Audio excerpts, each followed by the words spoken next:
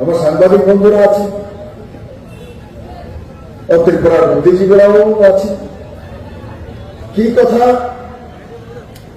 Communist সবসময় এই অহংকারের সুরে বলতো ত্রিপুরাতে তো রাজনীতি বা ইলেকশন, বিধানসভার সিট আমরা কোথা থেকে শুরু করি? আমাদের পকেটের মধ্যে কমিউনিস্টের পকেটের মধ্যে 20টা জনজাতি সিট থেকে এরা শুরু করে, বিরোধীরা 0 থেকে শুরু করে। কে বলতো?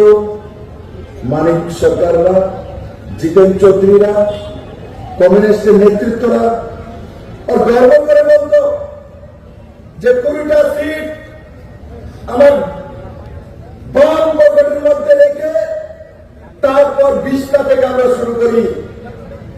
আর অন্যরা বিরোধী পার্টিরা, আর কোন বিরোধী পার্টিকে বলতো তৎকালীন সময়ে? কংগ্রেসকেই বলতো, যারা এখন তাদের পরম মিত্র হয়ে গেছে, যে এরা তো 0 থেকে শুরু করে। আরে মেরে মিত্র, আমি জিজ্ঞাসা করি যে এই কমিউনিস্টরা জনজাতিকে ভোট ব্যাংক হিসাবে পকেটের মধ্যে রেখে দিয়েছে। ওই মানসিকতা নিজেদের মধ্যে তৈরি হয়েছিল যে জনজাতিরা তো কমিউনিস্ট পার্টির পকেটের মধ্যে থাকে, মানিক সরকারের পকেটে থাকে, জিতেন চৌধুরীর পকেটে থাকে, এরা বাইরে থাকতে পারে না। আরে আমার বাড়ির মধ্যে যদি কাউকে যদি বলা হয়, কোন ব্যক্তিকে যদি বলা হয় বাজারের মধ্যে, মেরে সাংবাদিক বন্ধুরা, যদি আপনাকে যদি বলে যে তোমার বউর মুঠির পকেটের মধ্যে রেখে দিছে, তো আমার ব্যক্তি পর্যন্ত রাগ হয়ে যায়। আরে আমার যদি বউয়ের পকেটে রেখে দিছে, তোমার বউয়ে তোমার আসলে রেখে দিছে, এই কথা বললেই অপমান বোধ করি আমরা। আর কমিউনিস্টরা আজকে 30টা বছর যাবৎ একই স্লোগান, একই বাক্য, কমিউনিস্টরা তাদের বাম পকেটের মধ্যে জনজাতিদের রেখে দিয়েছেন। মেরে মিত্র, এর চাইতে অপমান আর কিছুই নেই। মানিক বাবু, আপনারা সেফ জনজাতি জাতিকে ত্রিপুরাতে অপমান করেছেন, এখন এসছেন ভোট চাওয়ার জন্য হাত চিহ্নে। কি বলে মহারাজ প্রদ্যোৎ কিশোর মানিক্য বেঈমান? সাপুরে জিতেন চৌধুরী জিতার সময় মহারাজ প্রদ্যোৎ কিশোর মানিক্য যখন প্রার্থী দেন আমাকে জিতানোর জন্য, তখন প্রদ্যোৎ কিশোর মানিক্যের মতো লোক হয় না। যখন প্রদ্যোৎ কিশোর মানিক্য জনজাতির জন্য চিন্তা করেন, এই মাটির জন্য চিন্তা করেন, ত্রিপুরার জন্য চিন্তা করেন, হোম মিনিস্টারের কাছে যায়, মাননীয় প্রধানমন্ত্রীর কাছে যায়, আর তখন তাকে সম্মান দেওয়া হয়, জনজাতিদের সম্মান দেওয়া হয়, তখন মানিক সরকার বলে যে প্রদ্যোৎ মহারাজ বেঈমান, পূর্ণচন্দ্র জমাতিয়া বেঈমান, কৃষ্ণচন্দ্র জমাতিয়া বেঈমান, জ্যোতিষ জমাতিয়া বেঈমান। সব বেঈমান বসে আছে এখানে।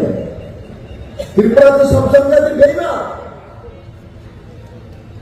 ওর আপনি আর জিতেন বাবু তো হচ্ছেন ইমানদার। কি দিয়েছেন মানিক বাবু? বলুন এই নির্বাচনে আমি তো বারবার বলি, 25 বছরের সরকার, 20 বছরের টানা মুখ্যমন্ত্রী, স্বর্ণযুগ ছিল আপনার, গোল্ডেন ইরা। কার কার ঘরে স্বর্ণ রেখেছেন? কোন ঘরে আছে? কিল্লাতে কাউ ঘরে স্বর্ণ দিয়েছেন? বলুন না আপনার স্বর্ণের কথা। 2015, 16, 17 তো আপনার স্বর্ণের আঘাতে, আস্ফালনে ত্রিপুরার মানুষের থাকা মুশকিল হয়ে গেছিল। স্বর্ণ স্বর্ণ স্বর্ণ, যেদিকে যায় সোনাই পাওয়া যায়। ওই এখন সোনার কথা বলেন না কেন? এখন স্বর্ণ যুগের কথা বলেন না কেন?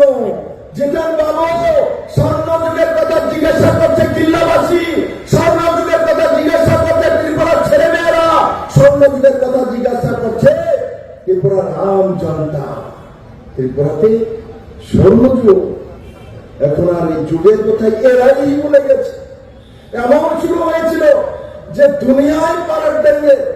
আর বৃন্দা করা এখানে যখন এসেছিলেন, উনিও দেখে আস্তবন ময়দানে ভাষণ দিয়ে বলছেন, ওই বাবা এখানে তো স্বর্ণ যুগ চলে আসছে, এখানে তো এই মডেল, আরে বৃন্দা দিদি আসুন, আপনাদের মডেল দেখুন। আপনারা দিল্লিতে বসে যে মডেল তৈরি করেছে, এখন কংগ্রেস আর সিপিএম মিলে 50 বছরে হাজারো ফোন, 80 দাঙ্গা, এনএলএফটি, আইপিএফটি। আরে क्या बोलूं मैं, আজকে আইপিএফটি কেন তৈরি হয়েছে, তিপ্রা মাতা কেন তৈরি হয়েছে, টিওজিএস কেন তৈরি হয়েছে, আইএনপিটি কেন তৈরি হয়েছে? বিজেপির বিরুদ্ধে, মোদীর বিরুদ্ধে। এরা মোদীর বিরুদ্ধে তৈরি হয়নি, এরা কমিউনিস্টের বিরুদ্ধে লাভবান হয়েছিল। এরা কমিউনিস্টকে হটানোর জন্য বিজয় আঙ্কেল আইএনপিটি তৈরি করেছিল। আইপিএফটি আমাদের এনসি দেববর্মা পদ্মশ্রী আইপিএফটি, এখানে শুক্লাচরণ কৃষ্ণচন্দ্র জমাতি আছেন।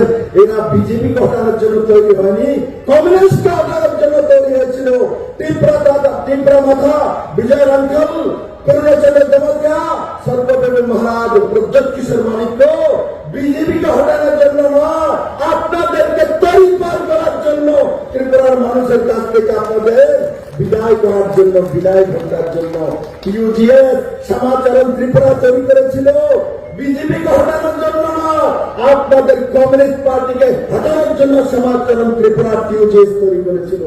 বুঝতে অসুবিধা এখন, বুঝতেও স্যার মানিক বাবু দুদিন পরে পরে কথা উল্টিয়ে দেন। একদিন বেরিয়েছেন তো বলছেন যে ত্রিপুরার মানুষ সন্তান বিক্রি করে খায়। আমি যখন বলেছি যে আপনি যদি একটা উদাহরণ প্রস্তুত করতে পারেন যে ত্রিপুরার মানুষ সন্তান বিক্রি করে খায়, তো রাজনীতি ছেড়ে দেবো। মানিক বাবু দলের ময়দান ছেড়ে দিয়েছেন। হিম্মত মানিক বাবু এখনো বলি আসল বিপ্লবের সামনে বলকে সন্তান বিক্রি করেছে, কার কাছে করেছে, কাকে টাকা দিয়েছে, কোন প্রদেশে করেছে?